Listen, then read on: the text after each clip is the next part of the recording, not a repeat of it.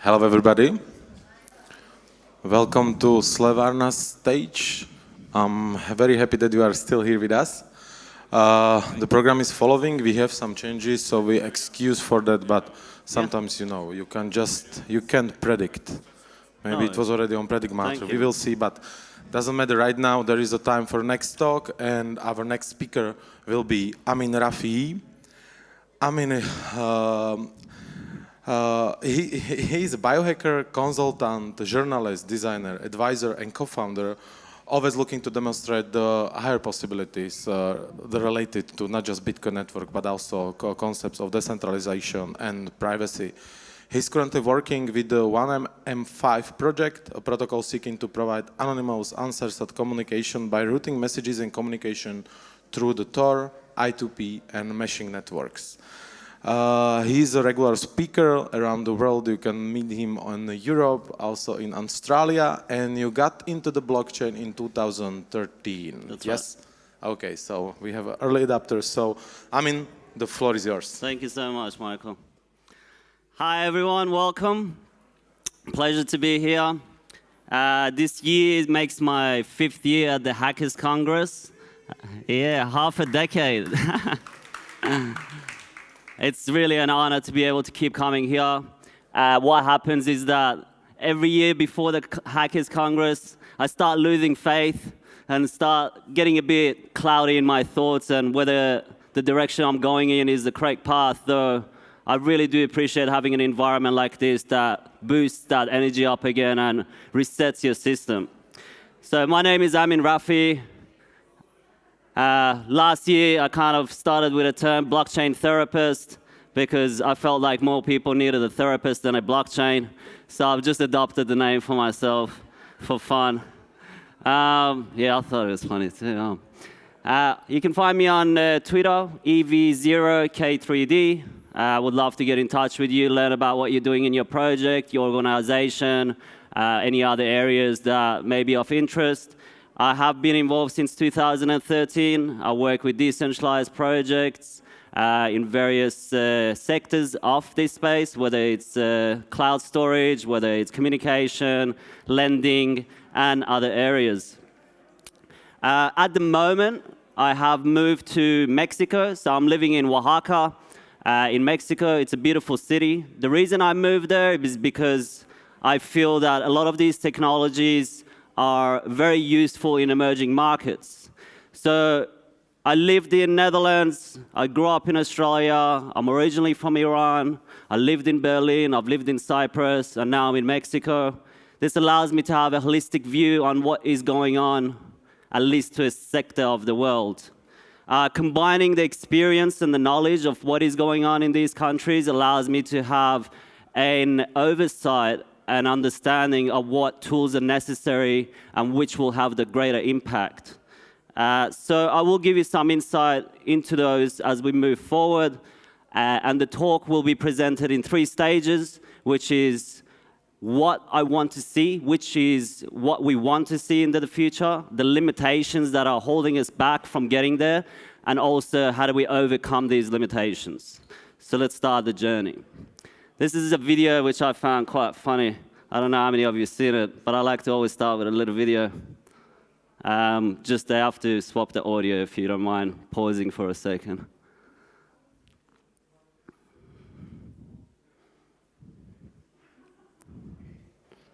Do you mind dimming the light?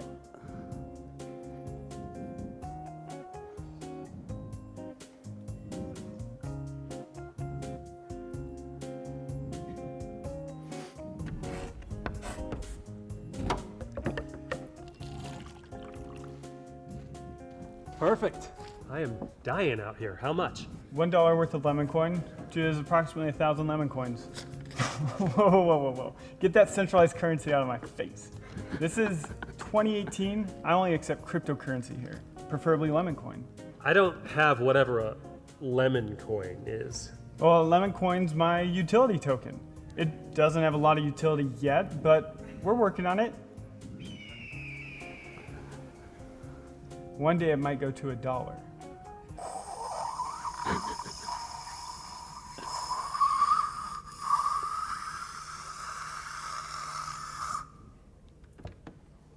Cool. I don't have lemon coin. Fine. I'll also take Bitcoin or Doge. I'm sorry, buddy. I'll come back for you someday. What?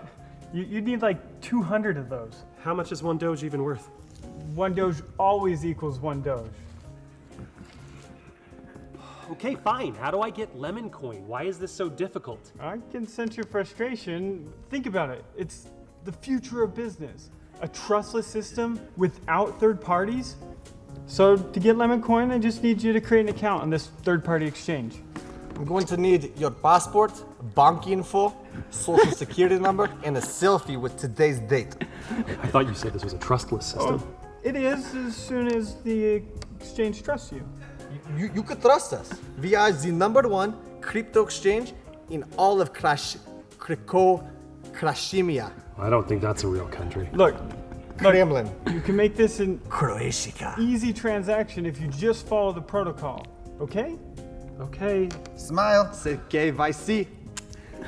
Okay, so this will take 3 to 5 days to process. After that, when you are approved, you would probably not be notified. So check back in a week or so. This is ridiculous. You're telling me that if anybody wants to buy lemonade, they need to go through this process? Yeah, I'm telling you, this is the future of business. I've already got like a dozen customers.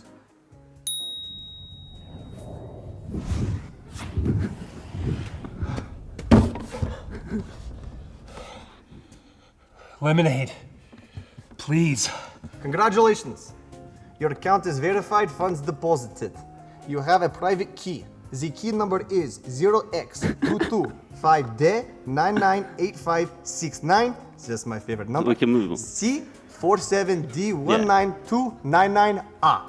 Now, if you forget this private code, do not... Anyway.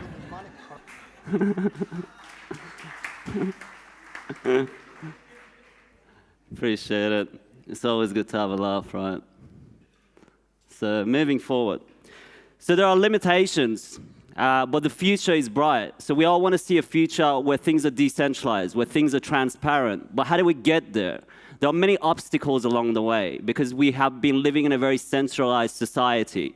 This society is void of accountability. A lot of the things that occur, whether it's in organizations such as the UN, IMF, banking institutions, or your regular business institutions, there is limitations in how accountability is measured. So decentralized systems allow people to overcome that to a certain degree. While this is great, we do have to pay attention to what is hindering our progress. So to look at those aspects, we have to first understand where it is that we want to reach. So these are some of the goals that I believe are quite important, such as the ability to have control over your identity, such as the ability to have control over your money, be your own bank. Other aspects include the freedom of speech, freedom of collaboration, freedom of association. And you can see other pointers there. These are great. These are things that we can aim for. Though, depending on what organization you're working with, some of these may not be of priority of importance. So then we have to modify them based on the task that we need to complete or the project that we are trying to bring to the surface.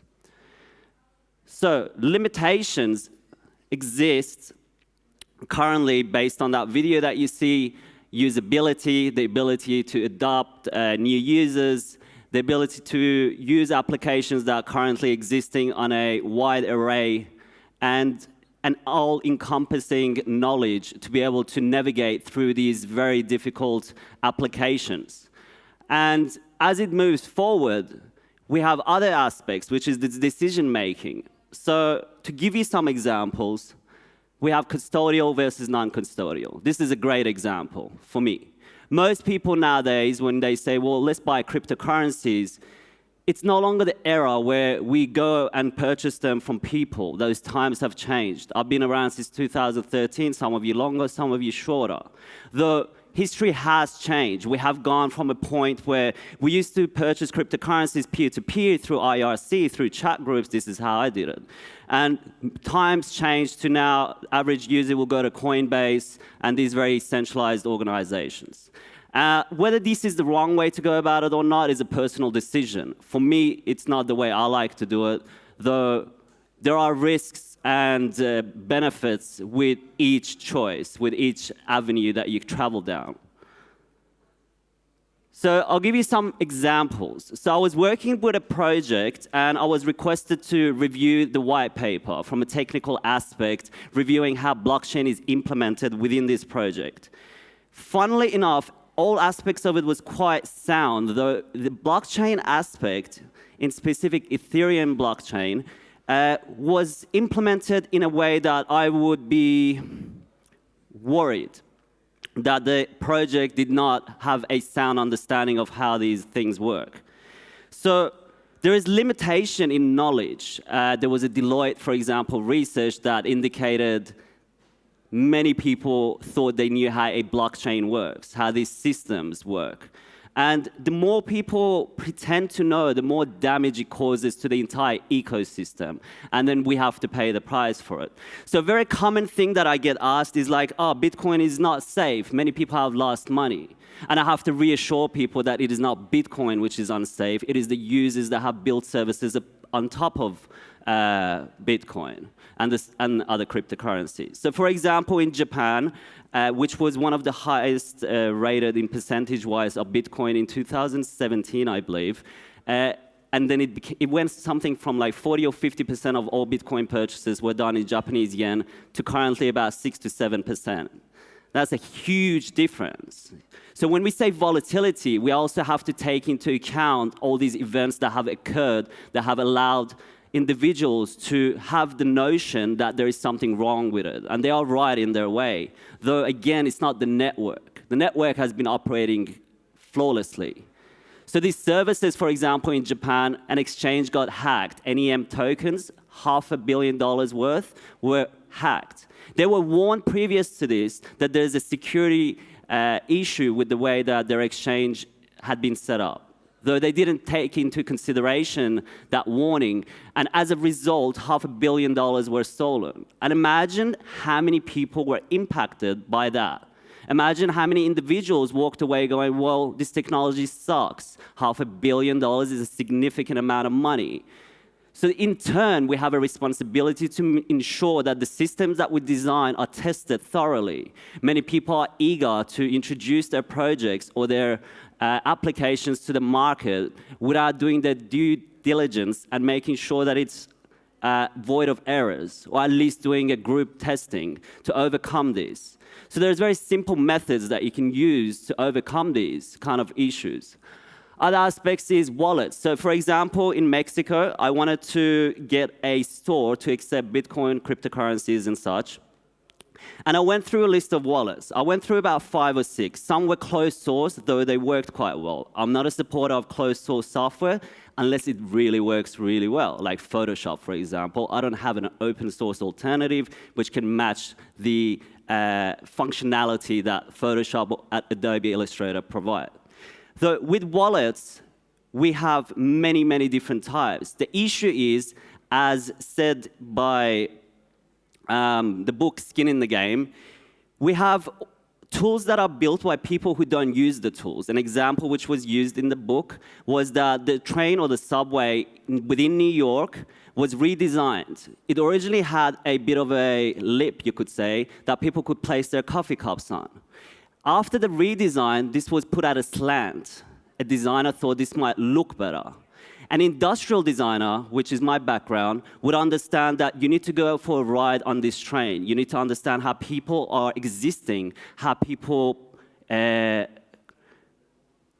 behave on that specific mode of commute. So after the redesign, you could no longer place your coffee cup there. It's a very small issue, though it occurs, because you have someone that designed it that does not take the train, that did not understand the benefit of having that space to place your coffee cup.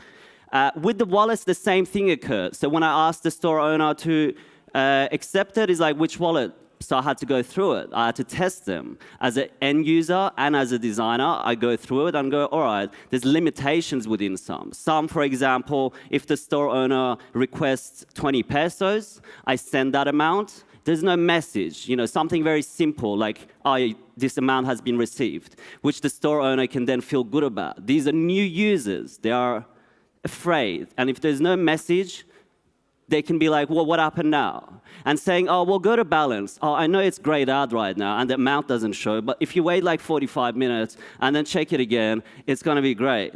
But that's not very user-friendly, is it? He's going to be like, or she's going to be like, well, I don't know, the balance doesn't show up. What do you mean confirmation? And then you go down these paths. You can avoid that whole conversation by having an application that simply pops up and says, hey, amount received. An application, for example, that I used was not designed for landscape mode. Most of the wallets that I tried were not. The only one I could get to use was Coinomi.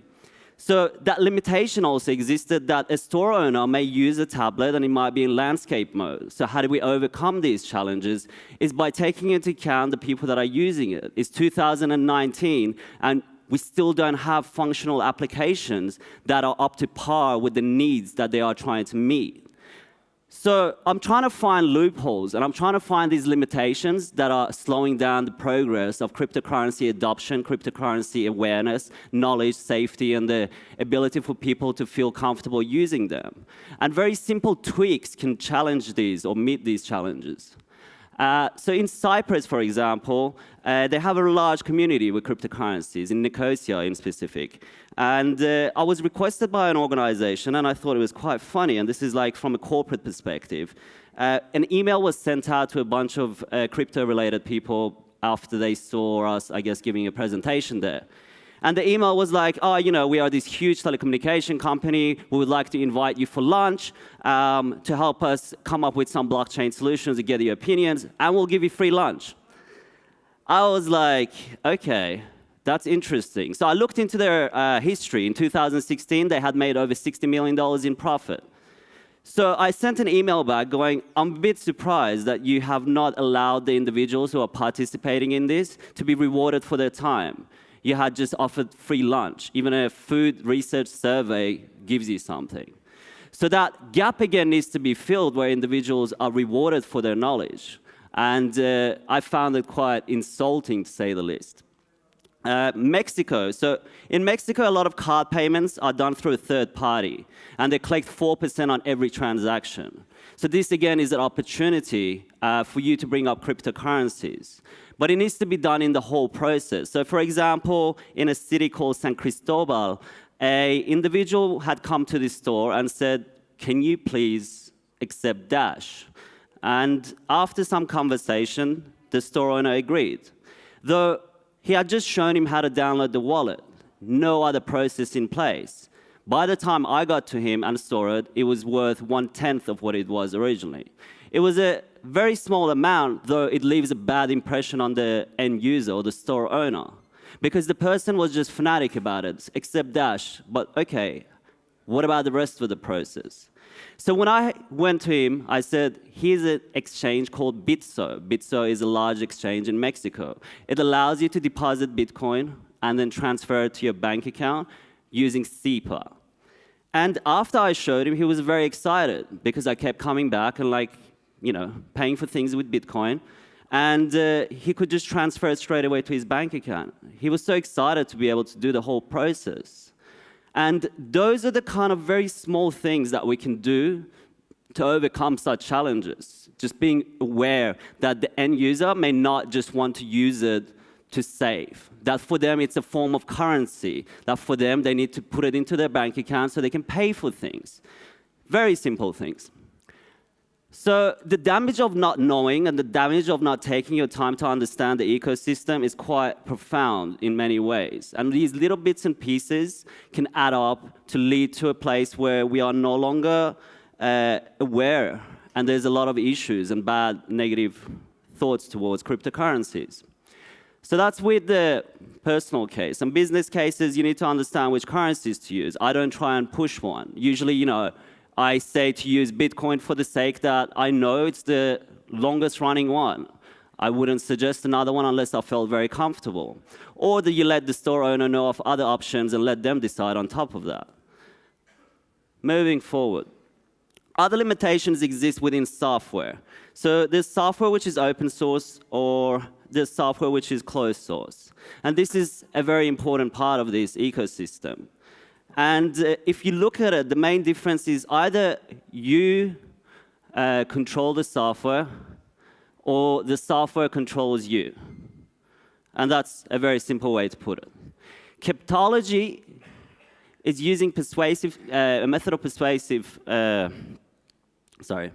methods within technology. So these are the way that a closed source application, such as Facebook, such as Instagram, such as Twitter, get paid.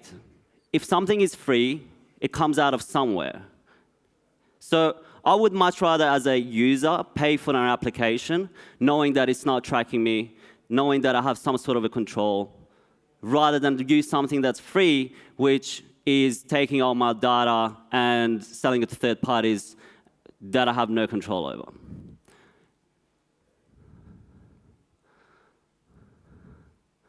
So in the same manner, a lot of the knowledge that we have is because the universe is not closed source. Our DNA is able to be read. So we can look at our genome code. We can look at a lot of structures within nature and study them. It is because of these things that we are able to progress and reach the stages that we have. So having something be open source allows others to also learn from it. So I see a lot of cryptocurrency projects that are aiming to patent it. And that's okay if you have the right reasoning. Though we exist in an ecosystem that having it open allows others to also have an input. It's not so much about having it open, so the more important aspect is allowing others to contribute to it. If you have a project and you open source, you make it open source, others around the world can also review the code. They can add to it. They can modify it and use it in ways that you may have never thought about. It adds to your adoption. It adds to your application. So, no worries. So the best way to kind of achieve this is to remain fluid. And to remain fluid, you need to be able to create an application that can morph and can change. That if at a certain time a new regulation comes out, it can morph with it and move with it. And these are very, very important things. No worries, we can skip it. It's a video of Bruce Lee saying, "Be water, my friend." I'm sure you've all kind of seen it. It's quite old. But he has a point. When you put water into a cup, it becomes the cup. And in the same manner, these applications need to be able to morph to the environment that they are going into. They need to be able to shift. They need to be able to, change with time. So looking at these kind of issues and having that vision where I want to reach a point where we have decentralization, we have transparency, we have accountability, and looking at the issues that are limiting our ability to reach there, we then look at tools. So the topic of this conference or the event is opt out. So for us to opt out, we need tools. A lot of these tools remain in beta stage, some in alpha, some are being developed and not even released to the public. So the issue there is that we need to find and support projects that are aligned with the future vision. So I've been scanning for 6 years now. Bitcoin is great. It has issues, in my opinion. Some of these issues is that it requires outside investors to fund the developers. So because of this, I'm not questioning the integrity of the people funding it. I'm just merely saying that by doing so, you're introducing a centralized point of access to that project. That someone with the fund could have an ulterior motive. That it could lose the integrity that was set in motion upon its release. So looking at these projects, I found Decred, and I quite like Decred. Why? First of all, it was a project that, from the start, put a decentralized governance system within itself. Secondly, it put a decentralized funding system. So why is this important? It's important because if you have a project which is self-funded, and you have a governance system, external influence becomes very limited. The goals and integrity remain much more secure. So Decred works in the way that it's 60-30-10. 60% of the currencies go to the miners. 30% goes to the stakeholders, and 10% goes to the decentralized funding, which then, as a community, they can vote on how that fund is being used. So imagine if that was the case with Bitcoin. Imagine 10% of all Bitcoins that were mined went into a decentralized fund to pay for development, to pay for marketing, to pay for whatever else, traveling, events and budgets and such. Wouldn't that change the entire scope? Then we wouldn't need to rely on third parties. And it would very much secure the decentralized aspect. A decentralized tool should be exactly that, decentralized. Other aspects which I find quite interesting is that they built their own decentralized exchange. They were the first ones to do an atomic swap. And it was launched in 2016. So it's fairly new, but it's a project that I find quite interesting. So the governance system is at its heart. It is a very, very powerful system. It allows people to submit proposals. It allows people to vote on consensus changes. And what happens is that you as an individual can go into the system called Politia and submit a proposal. So let's say you have an idea. You can just go on there and be like, this is my business plan. This is how much it costs. This is what I intend to do. These are my experiences. And this is what I expect to get out of it. You could be anywhere in the world. If you have the integrity, you have the knowledge, you have the capability to do so, you can use the system to raise your funds to do it. If you hold Decred, you also get a thing that they refer to as a ticket, which allows you to vote on such things and have a say. So overall, you can see the benefits of having an internal governance system, having an internal funding system that allows individuals to incorporate ideas and launch projects without needing to rely on third parties, without needing to rely on external investors. Recently, they also introduced a privacy protocol based on coin shuffle. It's a very simple method that they implemented, and the code base is very, very short, so less things can break. It's much more secure. It allows people that buy the tickets, so right now you need about, I think, 120, it averages between 120 or 130 Decreds that you need to have a ticket. And by having a ticket, you're rewarded, so after you submit your opinion or vote on the matter, or even handle it through a pool, you get your amount back, and you get a bit on top of it. At the same time, with this privacy method, those who purchase tickets can remain anonymous. Because imagine as a stakeholder, you get tracked down. Opinions can then be manipulated. So allowing people to purchase tickets in a way that keeps them private introduces another level of integrity to the decentralized governance and funding system. And you must protect that. And later, after testing, they may introduce the same thing to transactions. But first, testing needs to be done. And that's very important. Again, you need to test systems.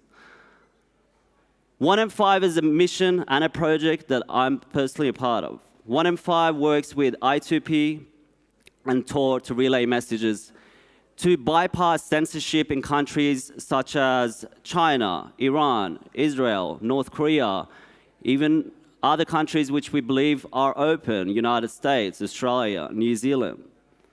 For example, in Australia, they introduced a law requesting a backdoor into encryption. You can no longer call it encryption if you have a backdoor.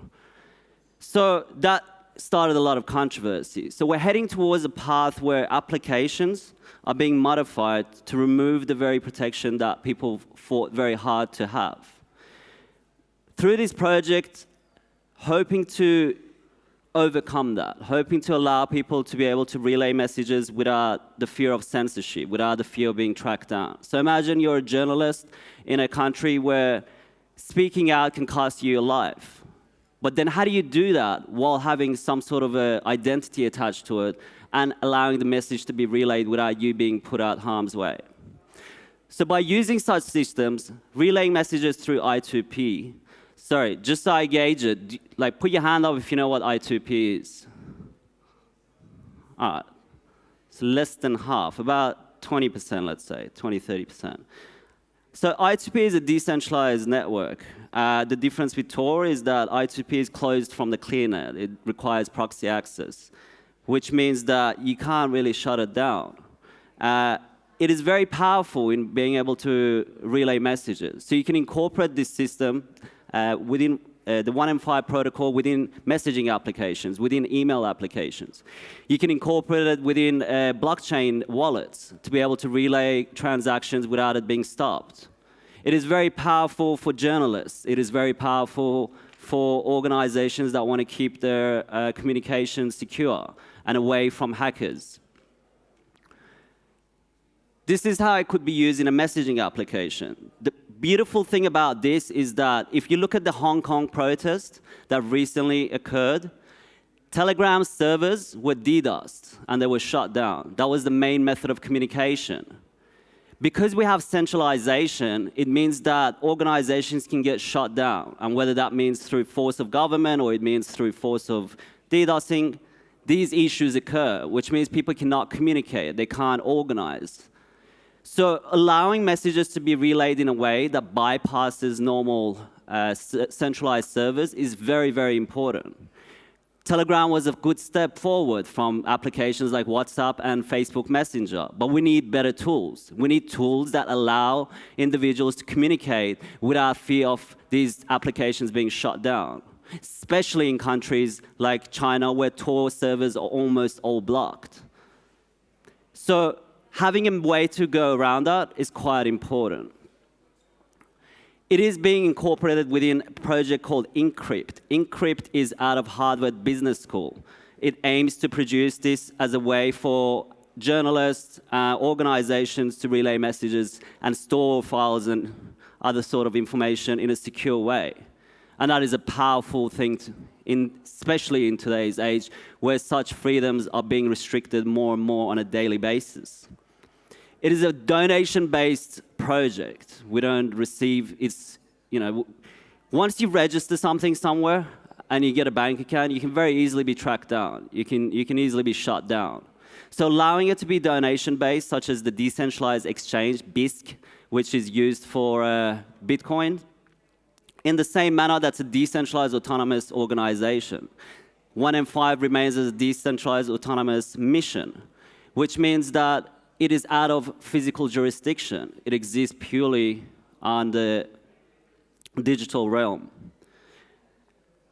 If you are a developer, if you are a person with access to or the ability to be able to contribute somehow, please look it up.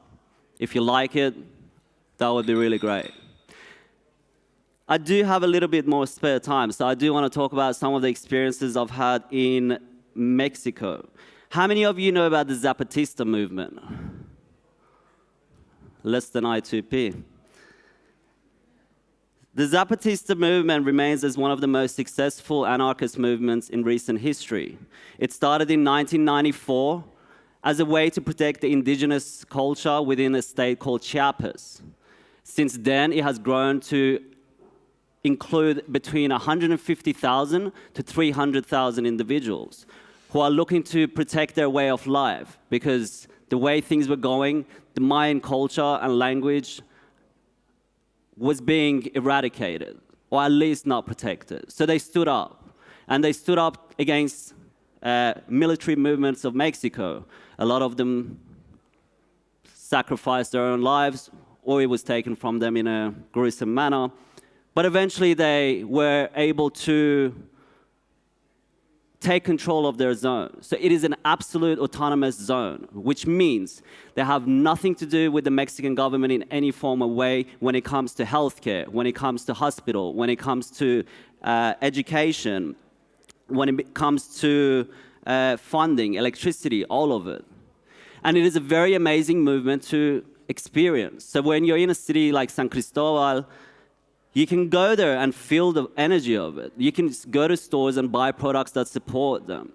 So they produce coffee, honey, chocolate, tobacco, and many other things to support themselves. They turn over millions, hundreds of millions of dollars.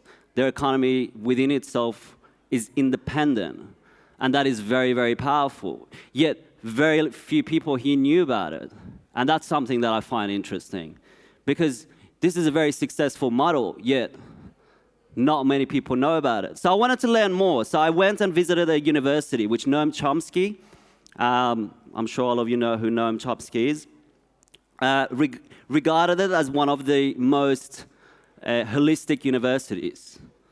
So I wanted to know for myself what it's like, so I went and visited it.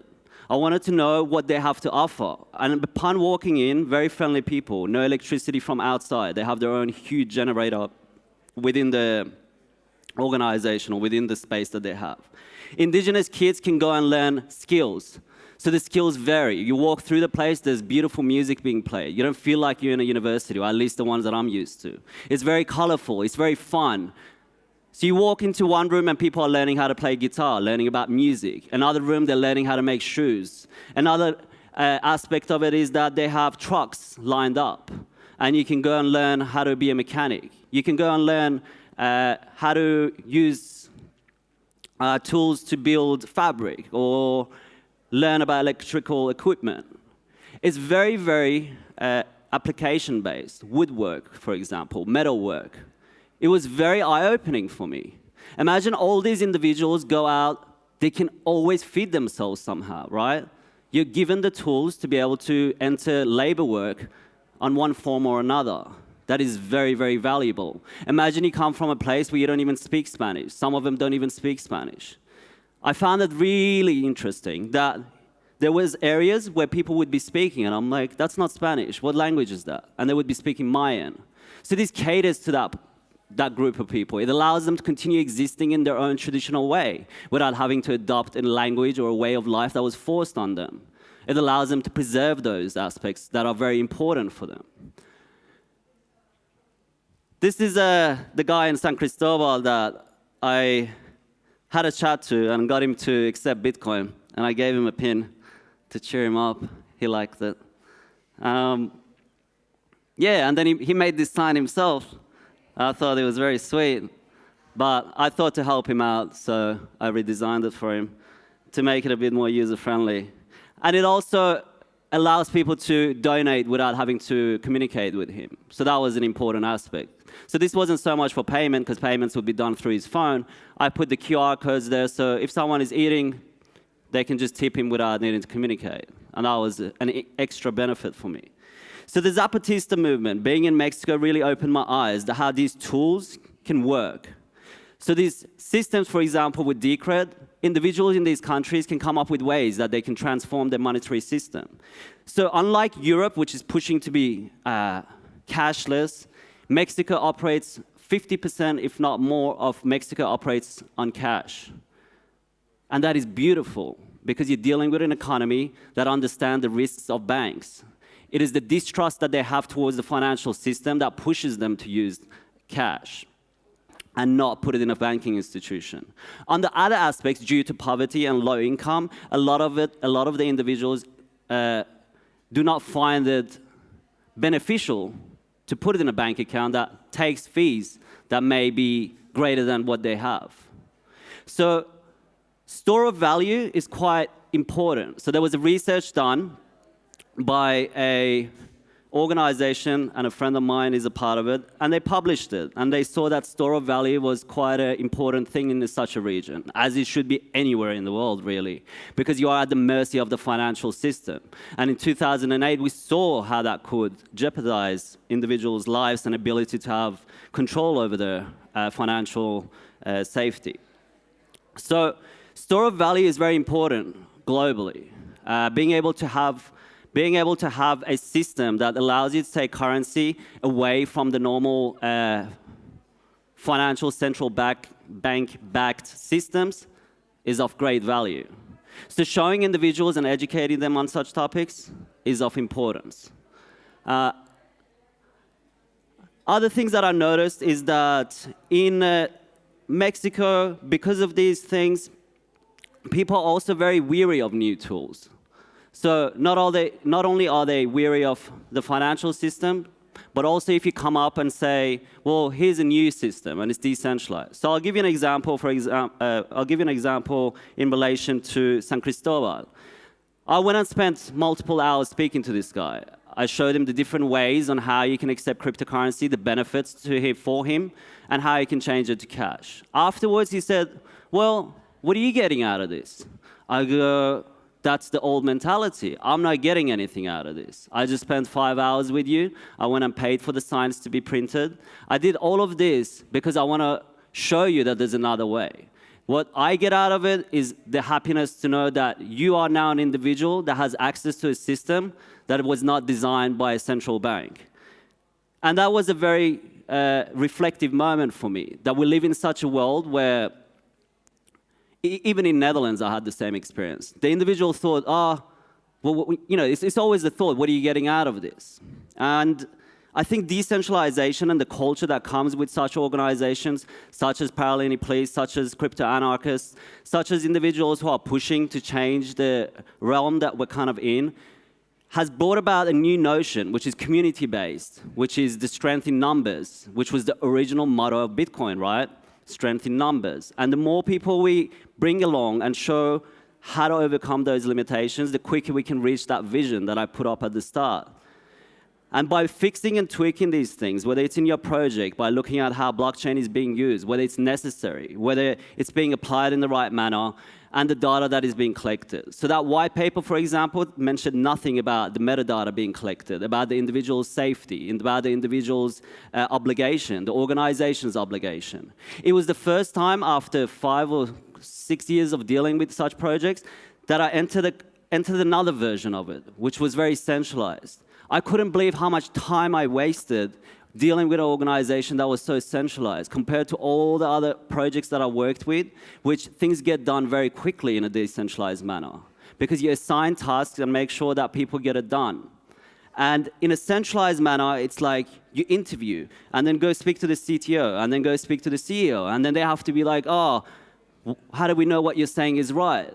When an individual thinks they know what's going on. So a project, for example, I had many issues with because the founder had read 2 books on blockchain and he designed the system or thought that he could.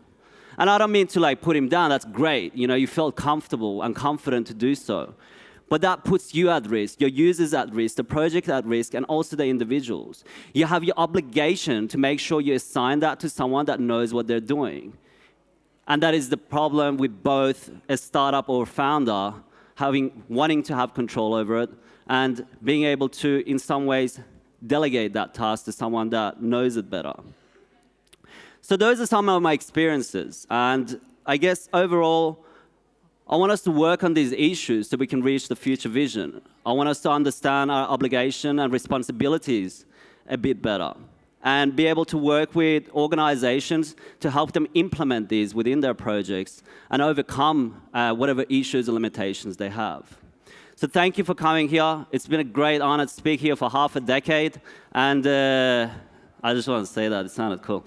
I've always loved coming to Paralini Police, and I hope to continue coming because it's one of the only places in the world, honestly, that I've been to that still portrays the true principles of what all of this meant to begin with.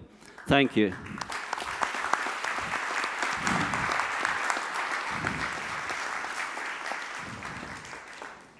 Thank you, Amin, for sharing with us. And we have, I think we have 5 minutes, so we can do 2 questions. I see already one. Sorry, guys. I just want to thank you for coming every year. It's my 3rd year here. It's your 3rd year here. Part of the reason why I come back is because of you. First year, I remember there were ice baths and microdosing and all kinds of different things. Second year was, you know, more open. And this 3rd year, what do you think the next few years will bring? And I'm not just talking crypto here. I'm talking just freedom and liberty. What do you think the next few years will bring? What are you going to talk about next year? Yeah. Yeah, the tough one. No, it's a good one. And a tough one. I guess at the moment, in relation to the previous years where I came, I had been exploring biohacking. So I had done a 7-day fast, for example, water fast. During that time, while I was away in Cyprus, I tried a 48-hour dry fast, so no food or water. That was interesting. On top of that, you know, I did the cold training, so sitting in a frozen lake.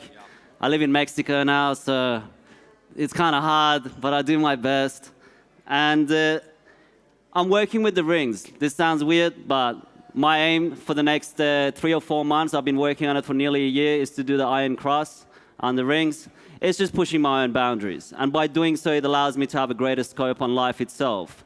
I'm very close to being able to do that. In terms of liberty, in terms of technology, it's changing. We all know it's changing. The culture has changed drastically.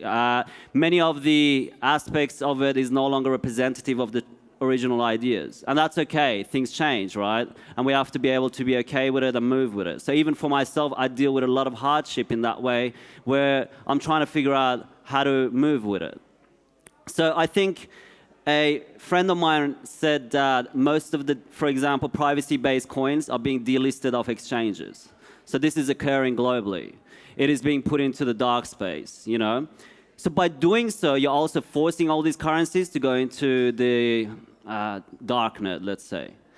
The application of them become more prominent in such a way.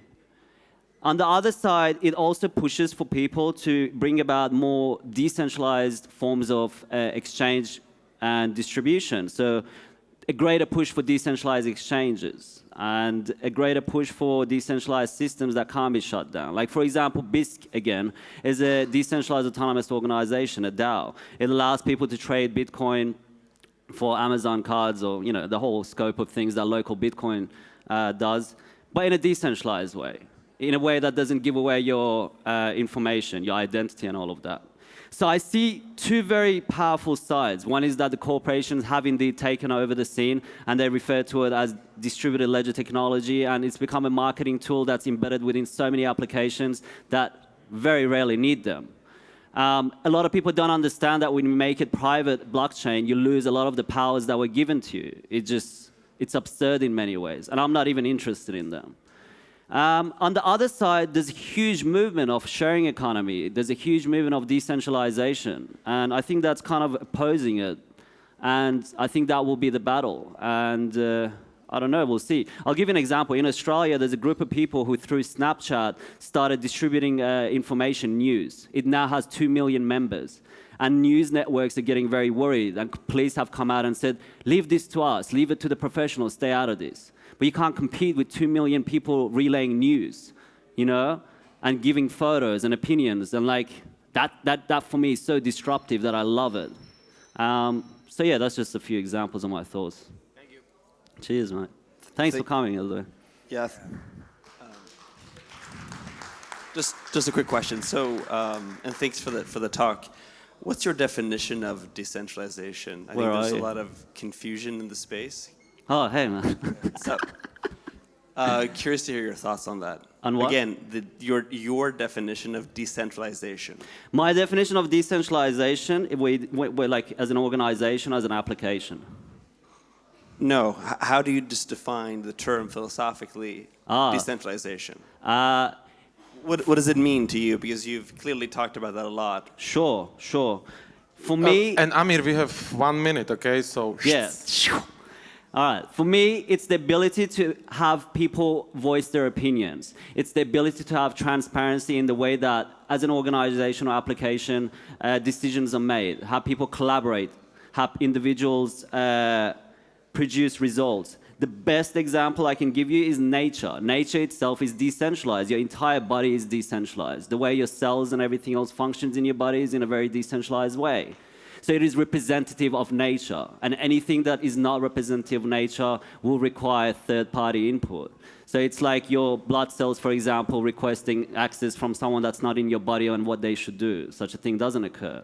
So for me, it's that autonomy, representation of nature is the best way I can put it. Thank you. Cheers, guys. Thank you. Thank you for your presentation. Thank you for staying with us. And definitely, if you want to find out more, catch him on a bar or somewhere around the place. Yep. And we will follow in 10 minutes. Josef Tetek will be the next presenter here.